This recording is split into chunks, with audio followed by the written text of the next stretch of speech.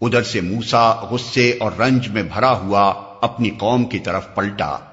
آتے ہی اس نے کہا، بہت بری جانشینی کی تم لوگوں نے میرے بعد، کیا تم سے اتنا صبر نہ ہوا کہ اپنے رب کے حکم کا انتظار کر لیتے؟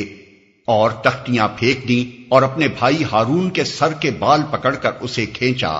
ہارون نے کہا، اے میری ماں کے بیٹے، ان لوگوں نے مجھے دبا لیا اور قریب تھا کہ مجھے مار ڈالتے، پس تو دشمنوں کو مجھ پر ہنسنے کا موقع نہ دے اور اس ظالم گروہ کے ساتھ مجھے نہ شامل کر۔ تب موسیٰ نے کہا، اے رب، مجھے اور میرے بھائی کو معاف کر اور ہمیں اپنی رحمت میں داخل فرما، تو سب سے بڑھ کر رحیم ہے۔ جواب میں ارشاد ہوا کہ جن لوگوں نے بچڑے کو معبود بنایا وہ ضرور اپنے رب کے غضب میں گرفتار ہو کر رہیں گے اور دنیا کی زندگی میں ذلیل ہوں گے۔